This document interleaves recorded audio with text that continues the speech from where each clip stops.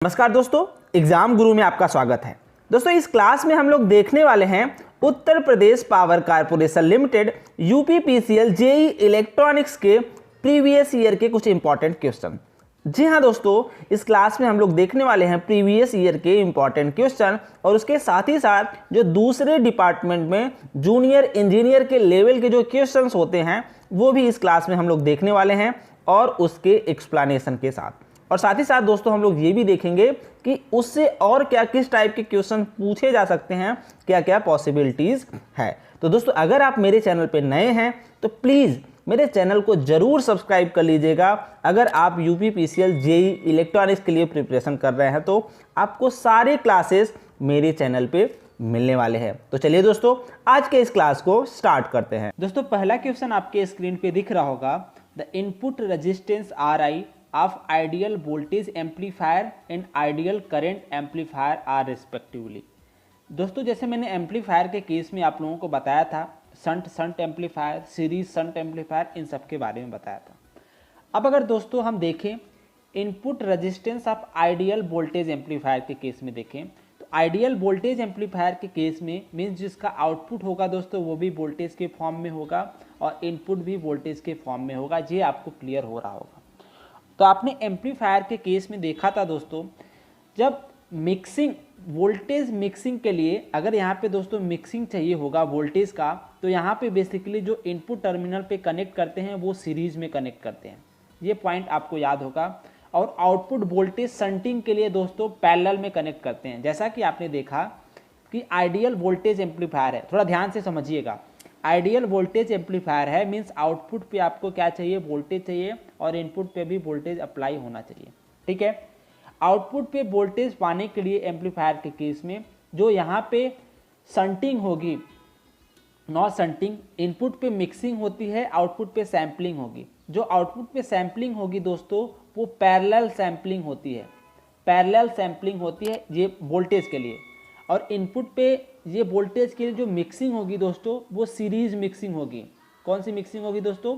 Series mixing होगी। तो यहाँ पे ये क्वेश्चन पूछा गया आइडियल वोल्टेज एम्पलीफायर के। तो दोस्तों सीरीज मिक्सिंग होगी, सीरीज मिक्सिंग होगी। मैंने बहुत ही क्लियरली आप लोगों को याद करने का तरीका बताया था। अगर सीरीज मिक्सिंग हो रही है मीन्स यहाँ का जो इनपुट रजिस्टेंस होगा वो क्या हो जाएगा, हाई हो जाएगा और आइडियल केस में इनफाइनाइट हो जाएगा। ठीक है, और पैरेलल सैम्पलिंग हो रही है तो इसका जो आउटपुट रेजिस्टेंस होगा दोस्तों वो क्या हो जाएगा, जीरो हो जाएगा आइडियल केस में या फिर बहुत कम होगा। तो यहाँ पे क्वेश्चन पूछा गया है input resistance of ideal voltage amplifier. तो आइडियल वोल्टेज का इनपुट रेजिस्टेंस क्या हो गया, इनफाइनाइट हो गया। ये आप नोट करिए कि आइडियल वोल्टेज एम्पलीफायर का इनपुट रेजिस्टेंस इनफाइनाइट हो गया। अब अगर आइडियल करंट एम्पलीफायर की बात करें दोस्तों, मीन्स आउटपुट पे क्या होगा, करंट मिलना चाहिए और इनपुट पे क्या मिलना चाहिए, करंट मिलना चाहिए। अब करंट सैम्पलिंग के लिए दोस्तों, करंट सैम्पलिंग के लिए आउटपुट पे आपको पता होगा सीरीज में कनेक्ट किया जाता है, सीरीज में कनेक्ट किया जाता है। और यहाँ पे करंट मिक्सिंग के लिए इनपुट पे दोस्तों पैरेलल में कनेक्ट किया जाता है, पैरेलल में कनेक्ट किया जाता है। ये पॉइंट आपको याद होना चाहिए। मैंने बहुत ही सही तरीके से आप लोगों को shunt shunt parallel series shunt series series shunt के बारे में बताया था। अभी इस क्वेश्चन के बाद भी मैं बताने की पूरी कोशिश करूंगा। अब दोस्तों यहाँ पे पैरेलल मिक्सिंग हो रही है, पैरेलल मिक्सिंग हो रही है मींस पैरेलल में वोल्टेज की वैल्यू क्या होती है, सॉरी रेजिस्टेंस की वैल्यू क्या होती है, बहुत ही कम होती है या आइडियल केस देखा जाए तो जीरो होती है इनपुट की तरह। अब ये सीरीज है दोस्तों, आउटपुट पे सीरीज में इनपुट की रेजिस्टेंस की वैल्यू क्या हो जाएगी, सीरीज में आउटपुट रेजिस्टेंस की वैल्यू क्या हो जाएगी दोस्तों, इनफाइनाइट हो जाएगी आइडियल केस में या फिर बहुत ज़्यादा लार्ज वैल्यू रहेगी। तो दोस्तों यहाँ पे जो क्वेश्चन पूछा गया है इनपुट रेजिस्टेंस पूछा गया है वोल्टेज एम्पलीफायर के केस में और आइडियल करंट एम्पलीफायर के केस में पूछा गया है। तो इसका वोल्टेज एम्पलीफायर के केस में इनपुट रेजिस्टेंस इनफाइनाइट हो जाएगा और आइडियल करंट एम्पलीफायर के इसकी वैल्यू हो जाएगी जीरो। तो इसका आंसर हो जाएगा A, infinite and zero is the correct answer for this question.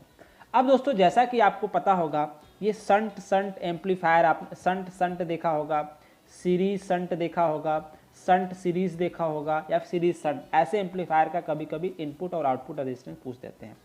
अब अगर बात करें दोस्तों पहला शंट की बात करें, शंट की बात करें तो यहाँ पे आपने देखा होगा शंट इनपुट के तरफ क्या है, शंट है। शंट मीन्स क्या होता है, पैरेलल। पैरेलल में रेजिस्टेंस की वैल्यू क्या होती है, बहुत ही कम होती है, इसकी वैल्यू आइडल 0 हो जाएगा या फिर बहुत कम वैल्यू होगा। आउटपुट पे भी शंट है तो इसकी वैल्यू क्या हो जाएगी दोस्तों, आउटपुट पे भी इसकी वैल्यू, रेजिस्टेंस की वैल्यू, आउटपुट रेजिस्टेंस की वैल्यू बहुत ही 0 हो जाएगी या फिर बहुत ही कम रहेगी या तो 0 हो जाएगा।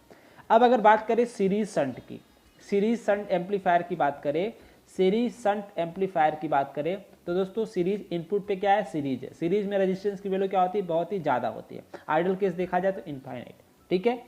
अब अगर बात करें शंट की तो इस केस में, शंट में जैसा कि अभी आपने देखा, इसकी रेजिस्टेंस की वैल्यू क्या होगी, बहुत ही कम होगी, आइडल केस में 0 होगा। तो इस पे क्वेश्चन अगर पूछा जाता है तो ये ट्रिक लगा के आप उसका आंसर बहुत ही आसानी से दे सकेंगे। दोस्तों अगर अभी भी इस पे कोई कन्फ्यूज़न है तो आप हमें कमेंट सेक्शन में बताएं, मैं सेपरेट वीडियो सिर्फ इस टॉपिक पे बना के दे दूंगा, जिससे आप लोगों को इस पे कभी भी क्वेश्चन पूछा जाएगा आप उसका आंसर बहुत ही आसानी से दे सकेंगे। चलिए दोस्तों देखते हैं अगला क्वेश्चन। दोस्तों अगला क्वेश्चन है पावर एम्पलीफायर से कि क्रॉस ओवर डिस्टॉर्शन अकर इन, क्लास ओवर डिस्टॉर्शन किस में आकर होता है, तो दोस्तों इसका आंसर हो जाता है क्लास बी एम्पलीफायर। जी हाँ दोस्तों, क्लास बी एम्पलीफायर में ही क्रॉस ओवर डिस्टॉर्शन होता है। इस क्वेश्चन को आप याद रखिएगा, जब भी पूछा जाएगा तो इसका जो राइट आंसर, बेस्ट आंसर होगा क्लास बी एम्पलीफायर। दोस्तों अगला क्वेश्चन आपकी स्क्रीन पे दिख रहा है कि which of the following circuit can be used as a parallel to serial converter. जी हाँ दोस्तों, पैरेलल टू सीरियल कन्वर्टर मैंने मल्टीप्लेक्सर पढ़ाते टाइम आपको बताया था। Multiplexer have many input and single output. Mean many input means अगर इसको पैरेलल लिया जाए और ये सिंगल आउटपुट मीन सीरियल लिया जाए तो parallel to serial converter multiplexer को बोला जाता है। और दोस्तों इसको ये क्या करता है, मल्टीपल डेटा को सिंगल लाइन में कन्वर्ट करता है या फिर पैरेलल सिग्नल्स को सिंगल सीरीज में कन्वर्ट करता है, इसलिए इसको पैरेलल टू सीरीज कन्वर्टर भी बोला जाता है। इसको मेनी टू वन स्विच भी बोला जाता है, मेनी टू वन कन्वर्टर भी बोला जाता है। ये बहुत सारे नाम है मल्टीप्लेक्सर सर्किट्स के। दोस्तों अगला क्वेश्चन है कि 60% lagging power factor implies that the load is, 60% lagging power factor है तो लोड क्या हो सकता है। दोस्तों मैंने आपको बताया था जब भी बात आए पावर फैक्टर की लैगिंग के, तो लैगिंग के लिए तो दोस्तों उसमें सिर्फ और सिर्फ आपको एक ही ऑप्शन दिखना चाहिए, वो दिखना चाहिए इंडक्टिव। जी हाँ दोस्तों, सिर्फ इंडक्टिव के केस में, इंडक्टिव लोड के केस में ही लैगिंग पावर फैक्टर होता है। कैपेसिटिव के केस में पावर फैक्टर लीड करता है। और अगर बात करें रजिस्टिव की तो रजिस्टिव के केस में पावर फैक्टर का कोई इफेक्ट नहीं पड़ता, यूनिटी रहता है पावर फैक्टर। तो सिर्फ जब भी बात आए लैगिंग के तो लैगिंग के लिए दोस्तों सिर्फ और सिर्फ इंडक्टर को चूज करिएगा। Inductor is the right answer for this question. दोस्तों अगला क्वेश्चन है डिजिटल इलेक्ट्रॉनिक्स से a ring counter consisting of 5 flip flops. Ring counter के पास 5 फ्लिप फ्लॉप्स है तो कितने डिफरेंट स्टेट्स होंगे, तो जी हाँ दोस्तों, रिंग काउंटर के केस में जितने फ्लिप फ्लॉप्स होते हैं उतने ही स्टेट्स होते हैं, तो ये हो जाएगा 5 स्टेट हो जाएगा इसका राइट आंसर। अगर दोस्तों यहाँ पे रिंग काउंटर की जगह पे जॉनसन काउंटर होता है तो जॉनसन काउंटर के केस में दोस्तों आंसर क्या हो जाता, प्लीज़ अगर आपने मेरे लेक्चर को फॉलो किया होगा तो इसका आंसर आप जरूर देंगे कमेंट सेक्शन में। अगर रिंग काउंटर के प्लेस पे यहाँ पे जॉनसन काउंटर होता तो इस क्वेश्चन का आंसर दोस्तों क्या हो जाता, प्लीज़ अगर आपको पता चल गया हो तो इसका आंसर आप कमेंट सेक्शन में ज़रूर दीजिएगा। दोस्तों अगला क्वेश्चन आपके स्क्रीन पे दिख रहा है in a network consisting of linear resistor and ideal voltage source. Linear resistor और आइडियल वोल्टेज सोर्स को कंटेन किया हुआ है। If the value of resistor are double then the voltage across each resistor will be, voltage across each resistor will be. तो उस case में दोस्तों जैसे कि आपने देखा कि इसमें अगर क्वेश्चन में बोला गया है लीनियर रजिस्टर कंटेन किया हुआ और आइडियल वोल्टेज सोर्स भी है उसके पास, if the voltage value of resistor are double then voltage across each resistor will be. दोस्तों यहाँ पे बोला गया है कि अगर रजिस्टेंस की वैल्यू डबल कर दी जा रही है, रजिस्टेंस की वैल्यू डबल कर दी जा रही है तो वोल्टेज के पे क्या इफेक्ट पड़ेगा। दोस्तों अगर यहाँ पे रजिस्टेंस की वैल्यू डबल की जा रही है तो आपको एक चीज़ यहाँ पे नहीं, आपको सीधे इस फार्मूला पे इसको प्लेस कर रहे होंगे कि V = IR। दोस्तों इस फार्मूला पे प्लेस कर रहे होंगे तो आप यहाँ पे देख रहे होंगे अगर वोल्टेज की वैल्यू डबल हो रही, रजिस्टेंस की वैल्यू डबल हो रही तो वोल्टेज की वैल्यू भी डबल हो जाएगी। तो ये आपका एकदम गलत सोच है, क्योंकि अगर यहाँ पे रजिस्टेंस की वैल्यू बढ़ रही है दोस्तों तो उसी मैनर में करंट की वैल्यू भी तो घटेगी। जी हाँ दोस्तों, करंट का भी तो लॉस होगा, क्योंकि रजिस्टेंस की वैल्यू बढ़ रही है तो करंट भी तो लॉस होगा। तो उस केस में यहाँ पे वोल्टेज पे कोई अफेक्ट नहीं पड़ने वाला है, अनचेंज रहेगा, रिमेन अनचेंज, वोल्टेज की वैल्यू अनचेंज रहेगी इस क्वेश्चन में। इसका आंसर दोस्तों हो जाएगा रिमेन अनचेंज। दोस्तों अभी भी कुछ डाउट हो तो आप हमें कमेंट सेक्शन में इस क्वेश्चन के रिगार्डिंग पूछ सकते हैं। दोस्तों अगला क्वेश्चन आपके स्क्रीन पे दिख रहा है कि oscillator are widely use in, oscillator कहाँ पे यूज होता है। तो दोस्तों आपको पता है ऑसिलेटर पॉजिटिव फीडबैक यूज करता है, और ऑसिलेटर को अगर उनके फ्रीक्वेंसी रेंज पे कैटेगराइज करें तो एक ऑडियो फ्रीक्वेंसी रेंज होता है और रेडियो फ्रीक्वेंसी रेंज होता है। ऑडियो फ्रीक्वेंसी रेंज और रेडियो फ्रीक्वेंसी को अगर फर्दर क्लासीफाइज करें तो ऑडियो फ्रीक्वेंसी रेंज जो अचीव होगा वो आरसी फेज शिफ्ट ऑसिलेटर और वेन ब्रिज ऑसिलेटर के थ्रू अचीव होगा, और रेडियो फ्रीक्वेंसी रेंज मतलब हाई फ्रीक्वेंसी रेंज के लिए एलसी ऑसिलेटर या फिर कॉलपिट ऑसिलेटर या फिर हार्टले ऑसिलेटर यूज करते हैं। और ऑसिलेटर के लिए पॉजिटिव फीडबैक का यूज किया जाता है, क्योंकि पॉजिटिव फीडबैक का यूज करके हमें टोटल 360 डिग्री का फीडबैक 360 डिग्री का फेज शिफ्ट मिलता है या फिर 0 डिग्री का फेज शिफ्ट मिलता है। अब आते हैं इस क्वेश्चन पे। Oscillator are widely use in, radio broadcasting के लिए ऑसिलेटर का यूज होता है, टेलीविजन ब्रॉडकास्टिंग के लिए ऑसिलेटर का यूज होता है, radio and television broadcasting receiver के लिए, टेलीविजन रिसीवर के लिए यूज होता है। तो जी हाँ दोस्तों, सभी ऑप्शन इसमें करेक्ट है। ऑसिलेटर सभी पर्पज़ के लिए यूज होता है। ये कैरियर सिग्नल को जनरेट करने के लिए यूज किया जाता है ट्रांसमीटर और रिसीवर सेक्शन में। दोस्तों अगला क्वेश्चन आपके स्क्रीन पे है, मोनोस्टेबल मल्टी वाइब्रेटर में भी यूज टू जनरेट, मोनोस्टेबल किस लिए यूज होता है।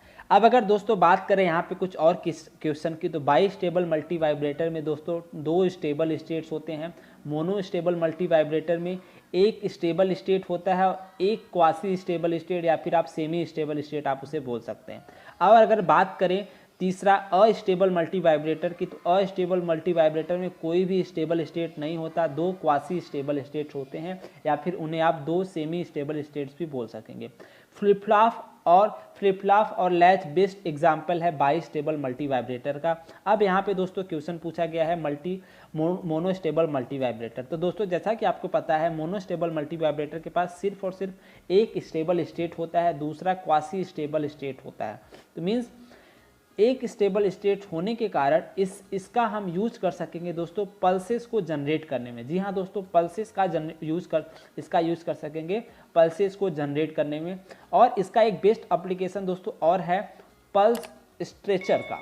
पल्स स्ट्रेचर का मीन्स पल्सेस क्या विड्थ को क्या करता है, ये कम या ज़्यादा करता है। पल्सेस के विड्थ को मोनोस्टेबल मल्टी वाइब्रेटर कम या ज़्यादा करता है। अब दोस्तों यहाँ पे पल्सेस के विड्थ कम या ज़्यादा हो रहे हैं, तो यहाँ पे आपको एक कॉन्सेप्ट समझ में आ रहा होगा, पल्स विड्थ मॉड्यूलेशन। जी हाँ दोस्तों, पल्स विड्थ मॉड्यूलेशन के केस में भी मोनोस्टेबल मल्टी वाइब्रेटर का यूज होता है। ये क्वेश्चन पूछा गया है, ये क्वेश्चन पूछा गया है कि पल्स स्ट्रेचर को करने के लिए पल्स स्ट्रेचर किससे अचीव हो सकता है, तो वो मोनोस्टेबल मल्टी वाइब्रेटर से यूज हो सकता है। और पल्स विड्थ मॉड्यूलेशन के केस में मोनोस्टेबल मल्टी वाइब्रेटर का यूज होता है उसके विड्थ को कम या ज़्यादा करने के लिए। ये बात आप याद रखिएगा, इस पे क्वेश्चन पूछा गया है। दोस्तों अगला क्वेश्चन है कंप्यूटर से USB flash drive, USB flash drive या यूएसबी मेमोरी स्टिक या पेन ड्राइव वोलाटाइल मेमोरी है कि नॉन वोलाटाइल मेमोरी है कि एस रैम है कि डी रैम है। तो दोस्तों इसका आंसर हो जाएगा नॉन वोलाटाइल मेमोरी। दोस्तों आपको पता होगा वोलाटाइल मेमोरी और नॉन वोलाटाइल मेमोरी क्या होता है। अगर बात करें वोलाटाइल मेमोरी की, जब भी आप पावर को ऑफ कर देते हैं तो उसके डेटा भी इरेज हो जाते हैं। इस टाइप के मेमोरी को वोलाटाइल मेमोरी कहा जाता है। और नॉन वोलाटाइल मेमोरी को दोस्तों अगर पावर पे इसका कोई अफेक्ट नहीं पड़ता, ये परमानेंट मेमोरी की तरह भी यूज हो सकता है।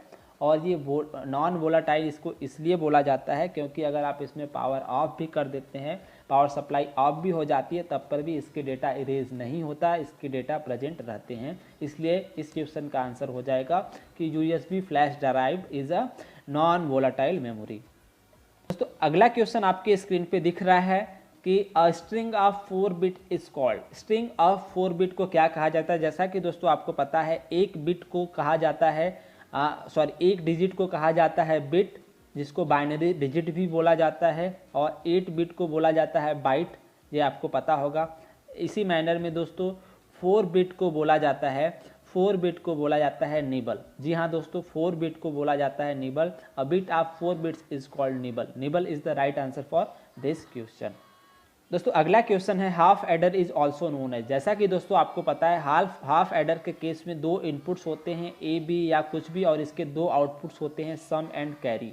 और इसको बनाने के लिए, सम के एक्सप्रेशन को बनाने के लिए एक्सॉर गेट की ज़रूरत पड़ती है, और कैरी को बनाने के लिए एंड गेट की ज़रूरत पड़ती है। तो यहाँ पे दोस्तों देखा जाए हाफ एडर को, दोस्तों अगर देखा जाए तो हाफ एडर एक्सॉर सर्किट की तरह बिहेव करता है।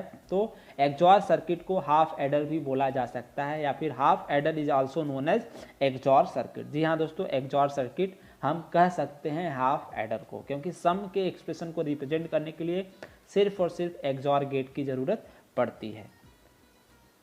दोस्तों अगला क्वेश्चन पूछा गया when the input to a 7 segment decoder. 7 segment decoder के केस में अगर इनपुट 0 1 0 0 दिया गया है तो the number on display will be. अगर 7 सेगमेंट के इनपुट पे ये डिस्प्ले इनपुट दिया गया है 0 1 0 0, तो 7 सेगमेंट का आउटपुट क्या होगा। तो दोस्तों आउटपुट इसका निकालने के लिए सिंपली इसको आप किस में कन्वर्ट कर दें, इसके डेसिमल इक्विवेलेंट पे कन्वर्ट कर दें। तो इसका दोस्तों जो डेसिमल इक्विवेलेंट हो जाएगा वो क्या हो जाएगा 4। तो जी हाँ दोस्तों, इसको जो आउटपुट आएगा जो 7 सेगमेंट के डिस्प्ले पे दिखाया दिया जाएगा वो 4 दिखाई दिया जाएगा। ऐसे भी क्वेश्चन पूछे जा सकते हैं। ऐसे क्वेश्चंस का आंसर आप थोड़ा सा पेशेंस के साथ आराम से सोचा करिए, और उसका आंसर बहुत ही सटीक आपके ऑप्शन के अकॉर्डिंग भी आप उसे देख के उसके आंसर दे सकते हैं।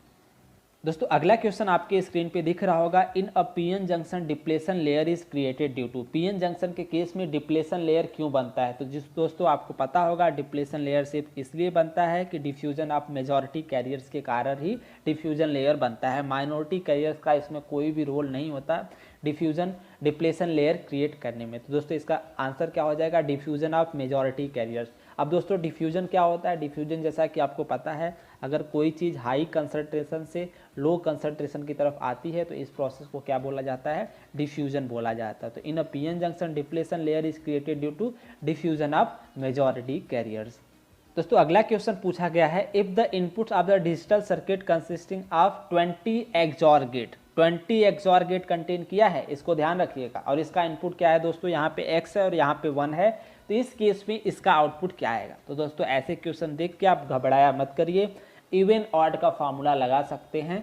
तो यहाँ पे आप देखेंगे, मैंने जैसा कि आपको बताया था एक्सॉर गेट के केस में अगर एक इनपुट 1 है, एक्सॉर गेट के केस में अगर एक इनपुट 1 है तो ये एज अ इन्वर्टर काम करता है, राइट, एज अ इन्वर्टर काम करता है। इस पॉइंट को आप याद रखिए।